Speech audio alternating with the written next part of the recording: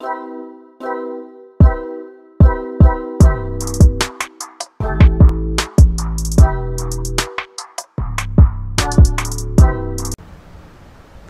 家好, this is Short Stories, brought to you by the Taichung Keda Language Center.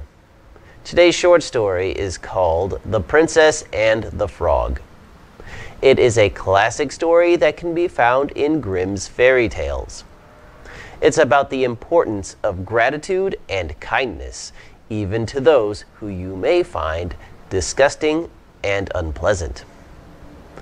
And it is also an example of the phrase, you can't judge a book by its cover. I think that's something we should all remember. Before I start the story, I'm going to read the vocabulary and vocabulary example sentences. After I have finished reading the story, I will read 4 listening comprehension questions. Are you ready? Okay, let's get started. Vocabulary. Selfish. Selfish. No one liked Tim because he was so selfish. Cool off. Cool off. It's too hot today, so let's go to the swimming pool to cool off.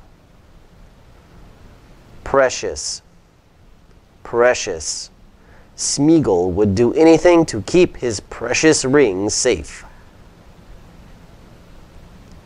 Weep. Weep. That movie was so sad that the entire audience was weeping at the end. Nasty. Nasty. The restaurant was shut down because it was full of nasty cockroaches. Give one's word. Give one's word. The prince gave the princess his word that he would come back for her. Break a promise. Break a promise. The princess was depressed and angry because the prince broke his promise. Gratitude. Gratitude. When someone gives you a gift, you should show gratitude by saying thank you. Reluctantly. Reluctantly. Don reluctantly left the office after he was fired. Vocabulary is finished, now the story. In olden times, when wishing still did some good, there lived a king with 3 beautiful daughters. The oldest was the wisest. The middle was the most graceful. But the youngest, although very pretty, was a bit selfish. On hot summer days, she liked to walk into the royal forest near the castle to cool off.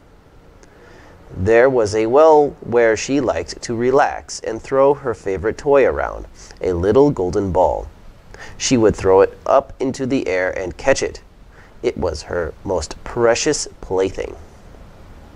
One day while she was playing catch, she missed the ball and it fell into the well. The princess looked into the well, but it was very deep, so deep that she could not see the bottom of it. She began to cry and said, "If I could only get my ball again, I would give all my fine clothes and jewels and everything that I have in the world." Just then a frog put his head out of the water and said, "Princess, why do you weep so bitterly?" She replied, "What can you do for me, you nasty frog? My golden ball has fallen into the well." The frog said, "I do not want your pearls and jewels and fine clothes. But if you promise to love me and let me live with you and eat from your golden plate and sleep on your bed, I will bring you your ball again." "What nonsense," thought the princess. "This slimy frog thinks he can be my friend." But she also thought, but he is my only hope to get my ball back. So she said to the frog, "Well, if you will bring me my ball, I will do all you ask." Then the frog put his head down and dived deep under the water. After a little while, he came up again with the ball in his mouth and threw it on the edge of the well. As soon as the young princess saw her ball, she ran to pick it up. She was so overjoyed to have it in her hand again that she forgot about the frog and ran home as fast as she could. The frog called after her, "Wait, wait, princess, take me with you. I cannot run as fast as you." But she did not stop to hear a word. The next day, just as the princess had sat down to dinner, she heard a strange noise, plip, plop, plip, plop, as if something wet was coming up the marble staircase. Soon there was a gentle knock on the door, and a little voice cried out and said, "Youngest of the kings 3, open up the door for me. Remember what you have said. You'd let me sleep in your bed. Youngest of the kings 3, open up the door for me." Then the princess ran to the door and opened it, and there she saw the frog. At this sight she was sadly frightened, and shutting the door as fast as she could, came back to her seat. The king, her father, seeing that something had frightened her, asked her, "What's the matter, my dear?" "There is a nasty frog at the door," she said. The king was confused and asked her to explain. The little princess retold the story of her ball falling into the well and the promise she had made the frog. Then the king said to the youngest princess, "Since you have given your word, you must keep it. Go and let him in." She did so, and the frog hopped into the room and went straight to the table where the princess sat. "Please lift me up to the table," said the frog to the princess, "and let me sit next to you." As soon as she had done this, the frog said, "Move your plate a little closer so that I may eat from it." This she did, and when he had eaten as much as he could, he said, "Now I am tired. Carry me upstairs and put me into your bed." At first the princess refused, but her father warned her not to break her promises and to show gratitude to those who helped her. She reluctantly picked up the frog with 2 fingers and brought him to her bedroom, where he slept all night long. When the princess awoke on the following morning, she was astonished to see, instead of a frog, a handsome prince gazing on her with the most beautiful eyes she had ever seen, standing at the head of her bed. He told her that a witch had cast a spell on him that turned him into a frog. The only way to break the spell was to get a princess to show him kindness and to take him into her home. "You have broken this cruel charm, and now I have nothing to wish for but that you should go with me into my father's kingdom, where I will marry you and love you as long as you live," said the prince. The young princess, of course, said yes to all of this.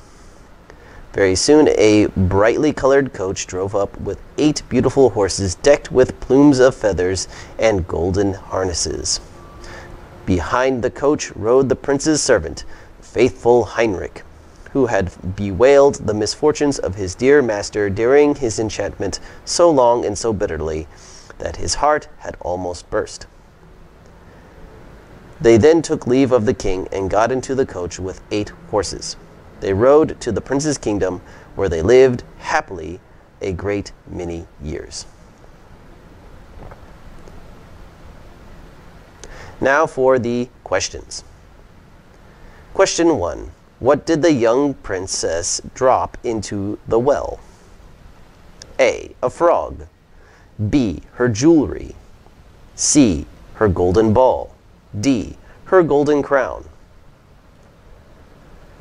The answer is C. Her golden ball. Question 2. What promise did the young princess make to the frog? A.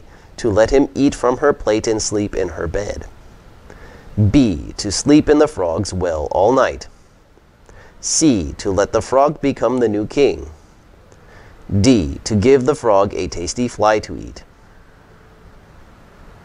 The answer is A. To let him eat from her plate and sleep in her bed. Question 3. Who was the frog really? A. An ugly toad. B. A princess. C. A prince. D. Kermit. The answer is, of course, C, a prince. Question 4. Which word best describes the young princess? A, ungrateful. B, thankful. C, generous. D, sly. The answer is A, ungrateful. That's the end of today's short story. Thank you for watching. I hope you enjoyed it. Bye-bye.